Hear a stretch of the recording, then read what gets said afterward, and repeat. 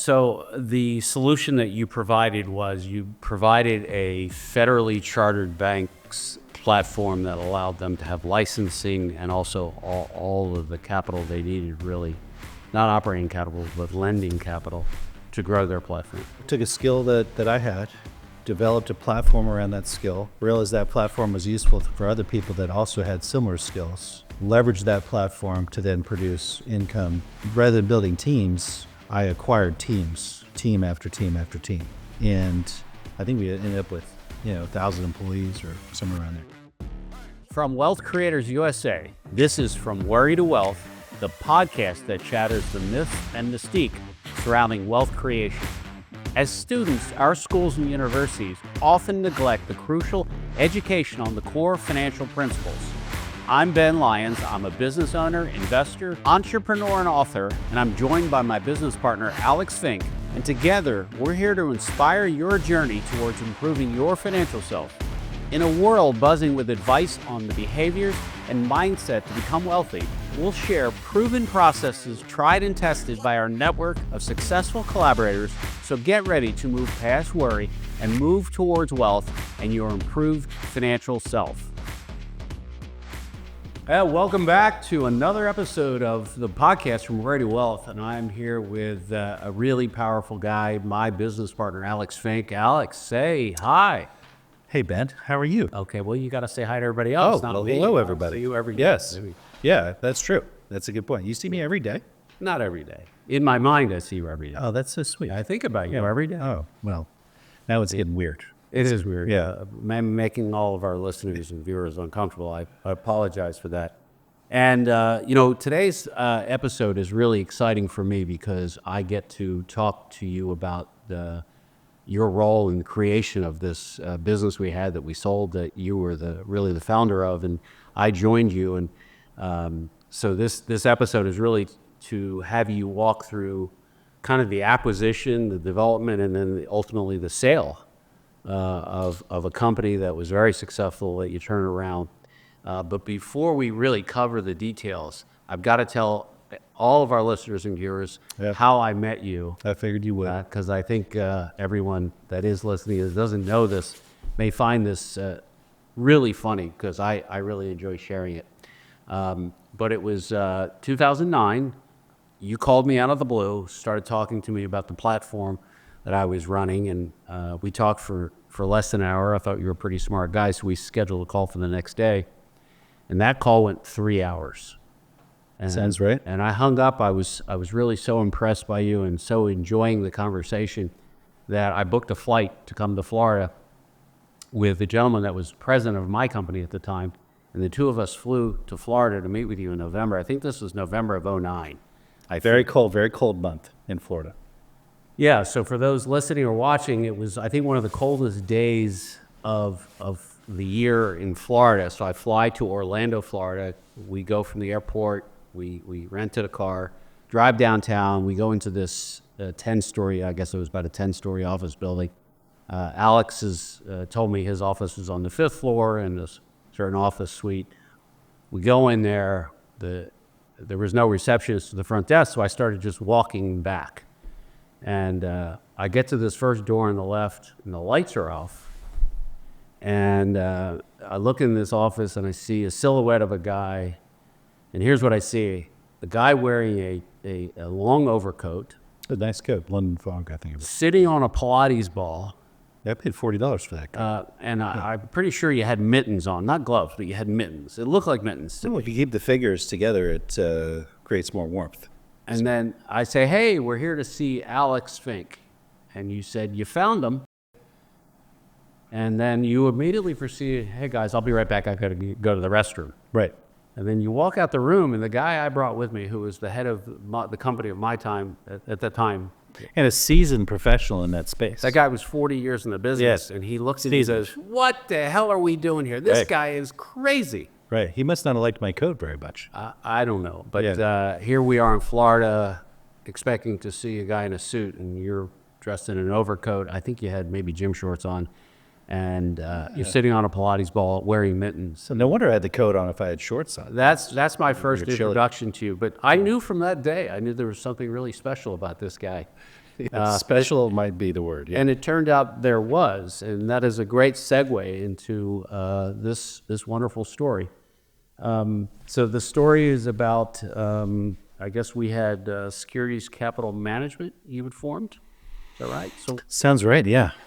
Yep. Securities Capital Bank. Yeah. So what you forgot is that I had reached out to you about a year or two prior to this time too, and we never connected for some reason. Do you remember that? no, because you said I never called you back. Yeah, that's right. Yeah, that's real.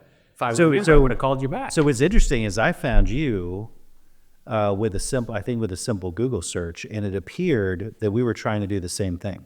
Okay. So as a result of that, I thought I will reach out to Ben and tell him about what I'm doing. Maybe there's some synergy there, right? And then that led into our 3-hour phone call, I guess, that we had, and your visit down. Obviously, I made quite the impression when you came down. Yep. And at the time, so this was 2009, so it was after the financial crisis, Yep. right? You had at the time, what did you have going on? You had a bank platform that you were managing at the time. Yeah, I was part of a bank in running their residential lending operation under a branch strategy. Yeah, exactly. So at the time, if you weren't associated with a bank, liquidity was pretty scarce, right? So banks kind of controlled the liquidity at the time.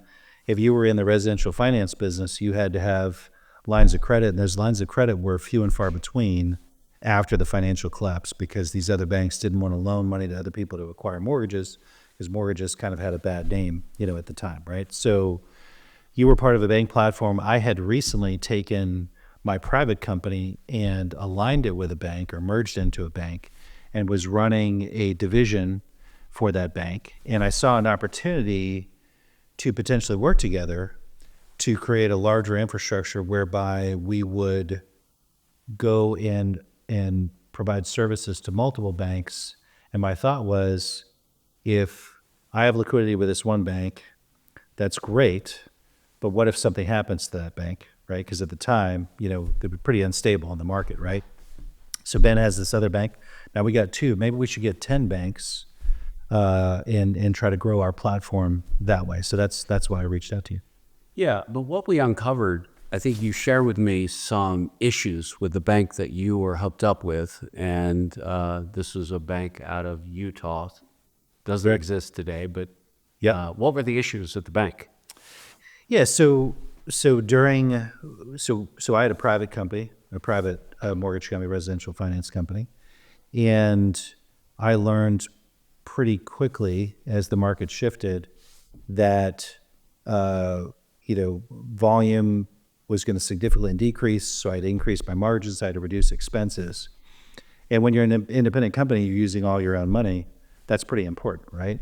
So what I realized, I needed more liquidity, so I merged my company into this bank and became a division of the bank.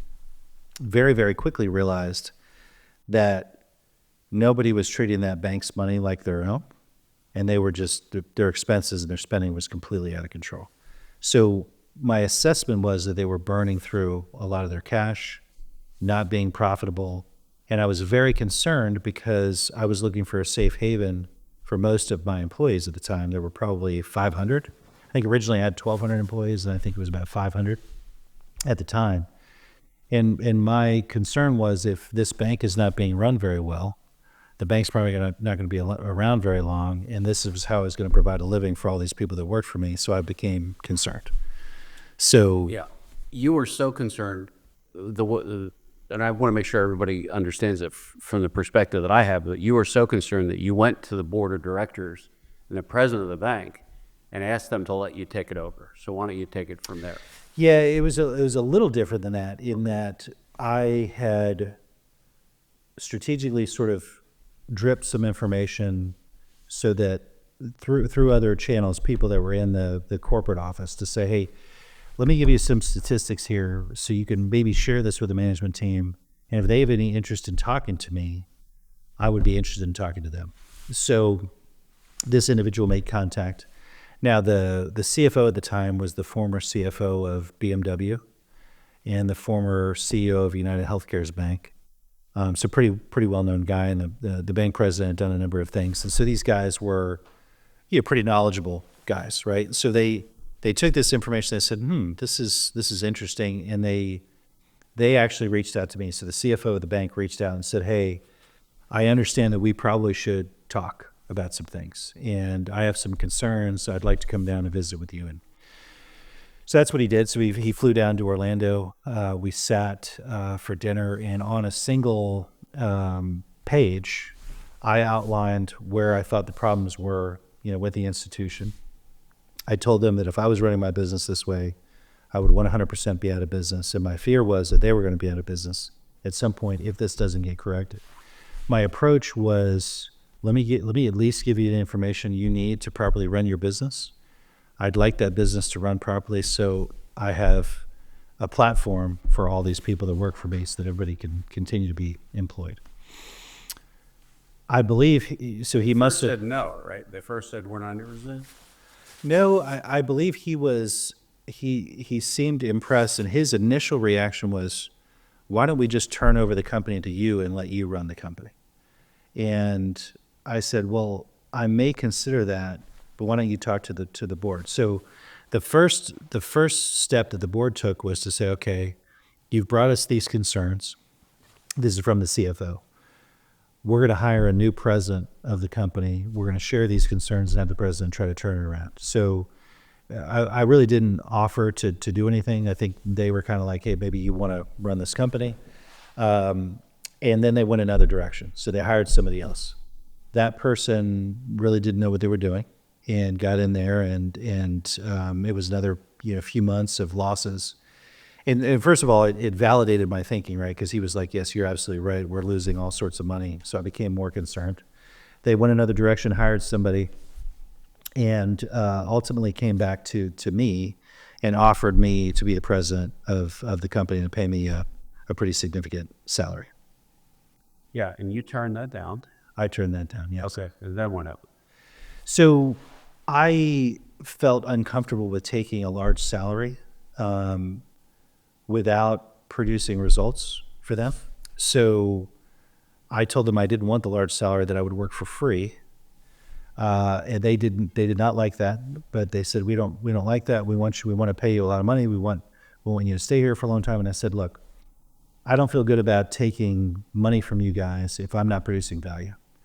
So I would like to work for free, but considering this company has never been profitable, if and when we have profits, I would like to structure an agreement where we split those profits 50-50.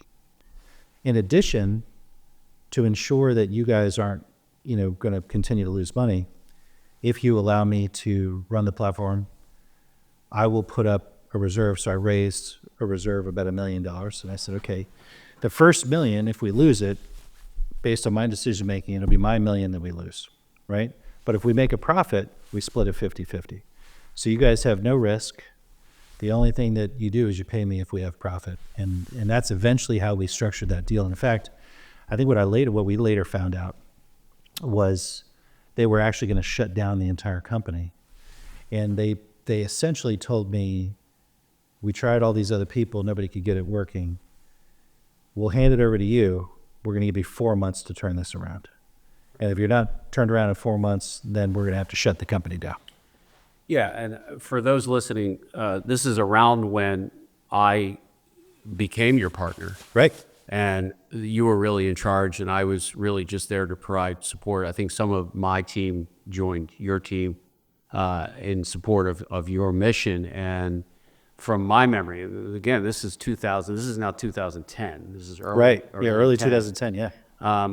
My understanding is that they lost a couple $1 million more, and then that's it. The board said, all right, give this guy Alex a shot. Right. Yeah, so I think that this was pitched. There was some ruminating about the pitch, and then they finally lost another couple million and turned the company over to me.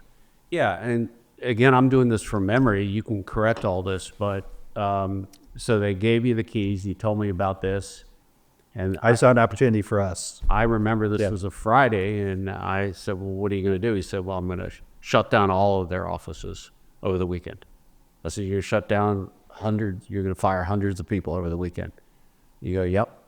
Now, it's a long time ago, so I may have this story wrong, Yeah. but I thought it was like 12 offices and hundreds of people that you just said you're gonna get rid Well, of. one thing's for sure, the behavior in their corporate office was not conducive to how we wanted to run the business, and there were some folks there that were not thrilled with how the company needed to be run, probably because they were there for so long and they were just used to doing the same thing. So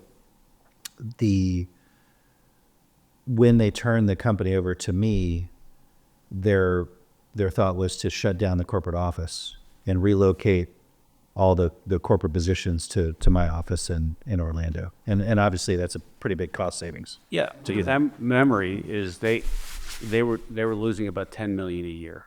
It was at least eight. It was at least $8 million a year. Okay. So you took over this operation. This was a lending operation of a bank that was losing at least $8 million a year. And then you got control of it. What'd you do? Like what Well, first the control was, we had an agreement.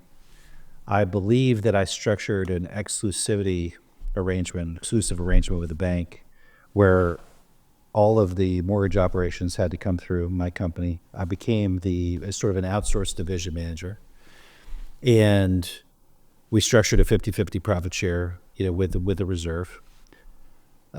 Because it was my money we were going to lose, and my friends and family likely too, in that, because it was our money we were going to lose, they kind of gave me the keys, to the kingdom. So clearly, reducing expenses is a very clear path, right? And no different than the money positioning system, right? If you don't have disposable income, what do? Well, you either grow your revenue, right? You grow your income, or you reduce your expenses. And so it's a pretty simple equation. So part of shutting down their existing corporate office was to reduce those expenses. They gave me 4 months. I believe I got the company profitable in about 45 days.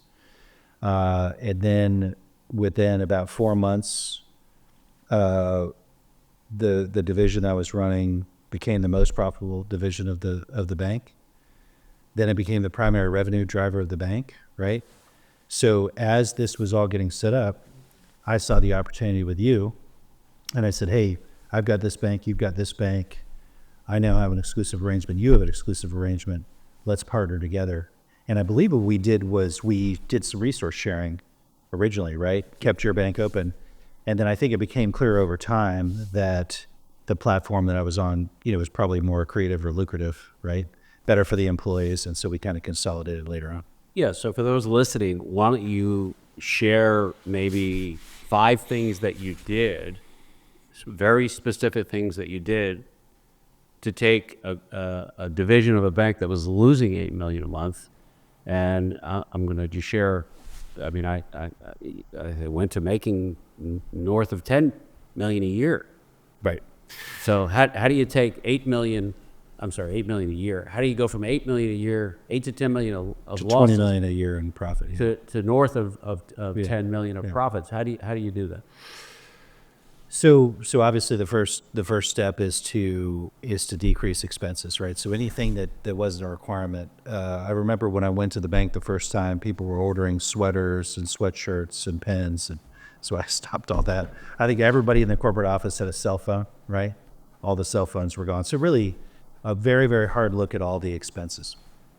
Then you got to look at the part of your expenses is when you make widgets, right? So when you're conducting your business, how well are you doing that? How many mistakes are you making, right? Because when you generate a product and you sell that product, that product has a defect, that's an expense as well. So I tightened our standards and our quality control in addition to reducing our expenses, while I increased our margins. And by tightening our quality control and increasing our margins, I produced better quality loans that were actually more profitable and garnered a bit more revenue, when we sold those loans as well. So there were a number of things I did, but probably the top 3 would be increased quality, increased margins, decreased expenses. Fundamental blocking and tackling in business. Simple. Simple stuff. Yeah. A little complicated. But when you how do did it. you scale? And I know for our viewers and listeners, I know how you scaled, but you had a specific strategy around growth and productivity, because when the business was sold, for our viewers and listeners, in December of 2012, when it was actually contracted to be sold, in 2012, you did 1.68 billion, I guess we did, in loans Right. in that 1 year. And it went from like 120 million 2 years earlier. Right. So how'd you do that? Right. So I knew that my platform needed a bank and liquidity to survive and to grow. I assumed that there were a number of other companies in that same situation. And so we grew through acquisition of other companies that folded into our company, because I could show those companies, if you join us, your margins are going to increase, your costs are going to decrease, and your focus can be mostly on production and making money, and not a lot of the things that you don't like compliance and everything else. So it's almost like a franchise model, right? Where you have the corporate office sort of organizing everything. And so we grew through acquisition. And the nice thing is, we didn't pay for anything that we acquired, right? So for free. Explain that. Yeah, well, As when I say, you explain that. yeah. So if you were to show up to a business and show that business how they can reduce their risk and increase their profit, so it's a pretty easy sell, right? So if you had a business and you were making $100,000 a year, and I could say, okay, you join our platform, you'll make $150,000 a year, and by the way, you'll have to work half as much as you did before. You'd be like, okay, well, that sounds like a pretty good deal. Yeah. So that was Sign me up. Yeah, sign me up, right? So that's essentially what we did, and I think I was able to show that our platform could produce, more production, sales efforts would be easier, bigger company, less risk. It was a pretty simple equation. Yeah, so the solution that you provided was you provided a federally chartered bank's platform that allowed them to have licensing and also all of the capital they needed, really, not operating capital, but lending capital, to grow their platform. Took a skill that I had, developed a platform around that skill, realized that platform was useful for other people that also had similar skills, leveraged that platform to then produce income. Rather than building teams, I acquired teams, team after team after team. And I think we ended up with, 1,000 employees or somewhere around there. Yeah, I think it was just around 900 when it was And sold. part of the reason that I partnered with you is So handsome, smart. there's no question. Budget, Right, funny. exactly. I'm sorry. That's exactly right. Leading the witness. Yeah. So Please continue. all those things for sure. And my thing was risk mitigation, right? So there's a fallback plan with your bank, and leveraging your skill set in addition to my skill set, having them be somewhat different skill sets. I figured we could go a lot farther together. Yeah, and I assume you saw the same.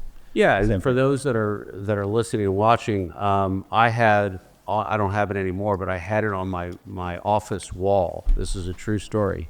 In 2010, the FDIC and Federal Reserve lists and ranks banks based on certain ratings and performance. And in 2010, this bank was 2,654th. Oh, you remember that number, huh? I do. 2,654. Of about 3,000 banks, because banks below $1 billion. And in 2012, when they published the same numbers, the bank was 5. Yeah. Fifth most profitable bank in the United Right. States. So think about it. It went from almost last to almost first. That's a true statement. I had the thing because I had it side by side. That is true. 10 and 12. Producing I a should bring that in. 62% return on invested capital. Yeah, so it's a great business story. We don't have time really to go through all the attributes, but from my perspective as the guy that joined you, you had built technology that was plug and play. I think you immediately allowed bankers to plug in. Is that right? That's right, yeah. The infrastructure. You removed all the bullshit that goes with running a business. You removed the compliance, you removed HR. the legal, Licensing. and you allowed the production people to plug in to scale. So you created scalability, which is one of the variables we teach in the wealth creation formula. you created scalability. And through that scalability, that's how this thing was so profitable, is along with all these other things he did. Yeah, I think that year we had 18 million of profit, and compare that to 8 million of loss. It's a $26 million swing In 2 years. in less than 2 years. Yeah, Yeah. yeah, I mean, who does that? That's pretty good. yeah. That's not bad. Yeah, and it wasn't like the real estate market was totally on fire, at that time either. No. So No. But I tell this story a lot to people because they're like, this guy Alex is crazy. What are you doing? And you know what I'm doing? I'm going to go all the way to the bank. That's what I'm going to be doing. Because I was the older guy, right? I was the guy that grew up in this business, and you were the guy in a trench coat and mittens sitting on a Pilates ball. I was warm though, You were warm, right? reasonably warm. Okay. Anything else about this story? The story we were bought out. Didn't have a great, complete twist. I don't know if we want to go into the piece. Yeah, but we unfortunately, so we ended up being the largest shareholders of the bank, right? Because we used our proceeds to start buying shares. Regrettably, yes. Regrettably, yeah. So unfortunately, once we did that, the bad part of the story is once we did that, we got to a position where we couldn't actually run the bank anymore. Once you own the shares, you're not actually able to be a vendor. So we had to turn the platform over to the bank, and they didn't run it as well. I think we'll just leave it at that. Yeah, we'll leave it at that. These are life lessons in our courses as we're teaching our entrepreneurship and business. This is really one of those stories and business strategies where if you're a vendor and a key vendor and it's going really well, don't try to buy the goose that you're under contract with as the vendor. Yeah, exactly. That's the lesson here. That is a lesson. Yes. If you want to piss away $5 million, Go get 10 other banks and be vendors of those 10 other banks. Yeah. Yeah. I sure wish somebody would have told us that lesson. It's a good lesson to learn. Good lesson. We didn't die, but I would have rather have had the $5 million back, if you don't mind. Yep. But it was pretty fun watching you perform. Not in a way, Alex. It was fun watching you execute. Thank you. Only I can tell the story from my lens because I saw this bank and the performance and how poorly it was doing, and then within a matter of a couple of years, it was turned around. Yeah, and unfortunately, our viewers reflect this too. Greed sets in. Everybody, once you have a really successful thing, everybody starts thinking about people you don't need. When there are problems, everybody points, it's this person's fault, that's person's fault. When you're doing great, it's like, we don't need this person, we don't need that person. It's just kind of a natural thing. As if it just magically all happens. Yeah, right. Yeah. Yeah. Good story, though. We can share that piece of the story about the mistakes and the greed of other people, Right. And why the bank failed ultimately later after we were bought out. By the way, for those wondering what happened with the bank, 3 years after they bought our contract out, and Alex and I had nothing to do with the bank failed. Yep. And It was failing before we got there, and it failed after we left. right, and so much so that there was a chart that I took, the true story for everybody that wants really some interesting color to this story.